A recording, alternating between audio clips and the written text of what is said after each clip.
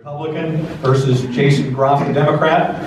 And the first candidate up will be Representative Mike Kiegerl.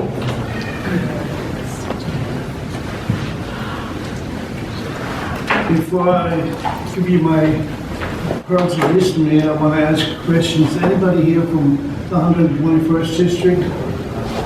No hand? One? Two? Well, I know this one is here. I'm Mike Kiegerl. I've been in the House for 6.5 terms, and I, after long soul searching, decided to go one more term. This is my very last term. I've said that for 10 years, but this time I mean it. The reason I'm going back is twofold. Number one, I used to be the chair of Children's Issues Committee, and last year 2 kids died in foster care. And we need to do some very, very serious reorganization of the Department of Families and Children. And we've been working on this. I've personally been working on some of this for 7 years, but in the last year we've done quite a bit of work.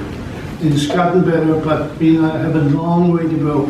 We have been negotiating with the Secretary and her staff and the Governor's office to assure that structural changes are made. And this is the last thing I want to do when I leave next year, 2 years from now. I want to say you've made a contribution. When kids die, we simply have to act. Okay, I'm going to have to interrupt you, sir. Your time's up on this one. It's already, that minute goes fast. Well, I'll sneak in some of my other thoughts as we go along. Yeah, that's the way this works. First question for 1 minute. What are your views on the budget and state tax policy? Are there tax or spending policies that you would add or change? And please be specific. Yeah, you've heard a lot of gobbledygook in the last hour about our budget. Budget is okay. The state is not broke. And the fiscal policy is actually on spot. I'm the only economist in the House. I can tell you something about taxes, and I can tell you something about monetary policy. And going from taxation of income and investment to taxation of consumption is the right thing to do. And it's working. We have created 18,000 new businesses last year alone. 18,000. Facts are there. I know some people are shaking their head. They like to increase taxes. This is going to be a big challenge. This is another reason I'm going back, because I want to educate people. Look at the facts. The facts are facts. You got to deal with it. Not opinion. Everybody has an opinion, but not everybody has a right to their own facts. Okay, 0 seconds. All right. Next question. Next question. What are your views on K-12 education funding in Kansas? How do you envision a new school finance formula? And would it include school vouchers, individual tax credits, or other voucher-like programs for private school tuition? Well, I won't live to see it, but vouchers are going to come, and they work wherever they are in place. But our funding program is a mess.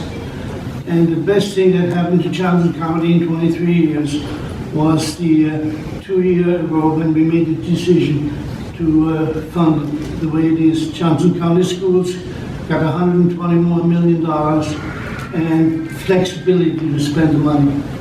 But the problem we are having in education funding is that we're now spending, and we've gone up every year from 2011 to now, that we're now spending $13,200 per student. And I ask yourself this question. Put 20 kids in the classroom, and that's $270,000. Give the teacher $70,000. Where's the other $200,000 going? That's it. And what do we get for the money? Okay. Next question. Is the KDOT? This is, that's where we're going with this one. In recent years, the legislature has diverted funding dedicated to the state transportation program. I heard. You heard it. Go ahead. You know, it's very funny. During the Sebelius administration, that was the 7 years, every single year, KDOT was rigged. We took money from KDOT every year. Now it's, we have a Republican governor already, it's become a problem. I don't see it. We have the third best highways in the nation, third best. And KDOT gets a lot of federal funds and has a lot of cash. And so when we are short, and why are we short? Because of the system. There's a consensus estimate which estimates what we need to take into to govern the state and what we're going to have to allocate. So when we're short, they're never right because it's a guess. Who knew that gas would go from $100 to $50, or that some hurricane or some disaster would befall us where we need extra cash. So we go and look where there are idle funds. And the KDOT has always been one area where there's a lot of money, and we've taken it, and it's nothing unusual. I don't know, check to that. Next question, local control tax rate question. Okay. Actually, it's a wrong question, because we did not say people have to vote on tax increases unless the tax increase is higher than the inflation rate. So we're saying if you raise property tax by less than inflation rate, you can do it to the cities. But if you increase it above the inflation rate, I believe you should have a right to decide whether or not you want to spend that money. It's your money. And government likes to spend your money. We'd like to raise taxes. This is going to be the big issue next year. Raise taxes, and I'm asking for what? Where are you going to spend it? I like to have our politicians like tax money, but what are we going to do with it? Our budget is fine as it is now, and we need to maintain the present system of going away from income tax. Can you spend your money better than the government? That's the question you ask yourself. Because if you're a worker, last year, 380,000 people paid no income tax in Kansas. These are not rich people, these are the average income people. And if we keep that program in place, by 2020, nobody is going to pay income taxes. And there are 7 states that have no income tax, all do better economically than the people that have tax. Okay, the final question, what's the most important thing that distinguishes you from your opponent in this race? Well, I don't know much about this program, and so I can't really speak on that, but experience. This is going to be a very contentious year. We're going to have to face shortfalls in the budget again. We're going to have a very new legislature. There's going to be 49 new people in the legislature. So I don't think this is a good place for a rookie to start. But everybody has an opportunity to share, and this is the opportunity for everyone. I would like to finish my career and I'm the oldest statesman now, because the lady who was 4 months older than I was retired. Thank you. All right, thank you very much. Next candidate is Jason Graff. You have 1 minute for your opening remarks. Thank you. Thanks to the Chamber for hosting. Thanks to the folks still seated and listening. It's a feat after this amount of time. Perhaps in deference to Mr. Kiegerl, the name was pronounced a little more Germanic than my family does. We call it Graff. I'm a software engineer by trade. I fix complex problems for a living, including my 2 school-age kids and my toddler and my combat vet wife. I believe very much, I'm very inspired by the relationship that Scalia and Ginsburg had, their friendship when they were on the Supreme Court together. They talked about attacking ideas and not people. Despite, the quality candidates that we have here, I think we're still looking at a Republican majority this coming session, no matter which way you vote on all of us. And we need to be willing and able to work with whoever is there with us. Okay, we're going to move on to the next question. Mr. Graff, Fabulous. First question, what are your views on the budget and state tax policy? And are there tax or spending policies that you would add or change? And please be specific. Sure. I think if you wanted a short answer, it would be revert the slide to zero policies that started in 2012. And I understand that my current representative was not responsible for all of that, as he was not there in 2012. We need a balanced system, as Larry had talked about. Our state economy does not do well when we are overly dependent on one revenue source or another. We need to get back to investing in the things that attract businesses and attract people and make Kansas a quality place to live. Okay, next question.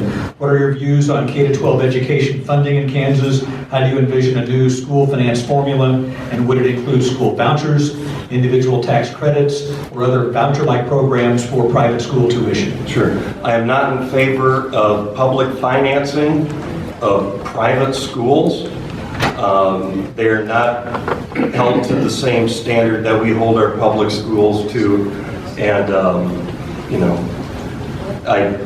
I'm not in favor of that.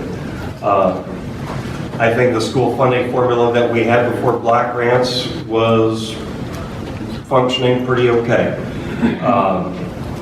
It's one of those things you can just adjust. It was a very complex formula. I know that block grants was sold to us, and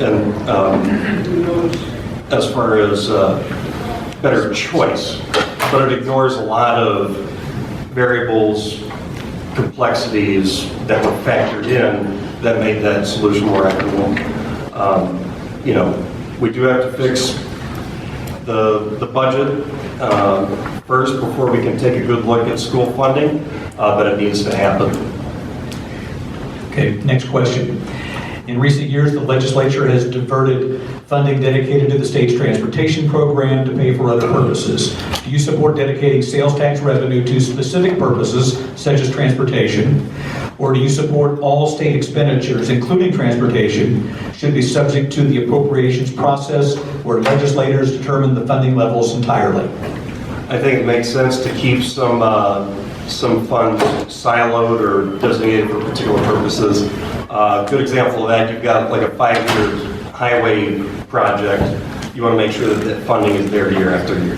And I don't think that there's a lot of resistance to that. One thing that Representative Kiegerl said was that KDOT use has been historically rated all the time. And now all of a sudden it's a big deal. I think the context you have to put it in is that right now, we have a budget situation that is man-made. It is not due to economic factors out of our control. It is due to the policies that our governor and our legislature have endorsed. Oh, yeah. Somebody didn't follow the instructions in the beginning. Next question. What are your views on local control, including recent legislation limiting local government property tax revenues without a public vote? I'm in favor of local control. Like Paul had said earlier, I think that you need to keep some balance in mind. You need to take that. I don't think that it's the responsibility of the state legislature to protect us from taxing ourselves. I don't think that it's, that they need to make blanket statements when people, the boots on the ground are better in touch with the needs of the community. And the final question, what is the most important thing that distinguishes you from your opponent in this race? All right. This is where I get into ideas. Difference in perspective. Mr. Kiegerl is an economist by trade. He is a laugher economist. He has been giving a sense of legitimacy to the trickle-down economic policies that we've been following since 2012, since Brownback's administration began. It has been destructive. We've been the laboratory. We've proven to the rest of the nation and the world, sometimes to our embarrassment, that it does not work. Common sense says get rid of failed policies, get rid of failed ideas, and that's why I'm the alternative. All right, Jason Graff and Representative Mike Kiegerl, thank you both very much.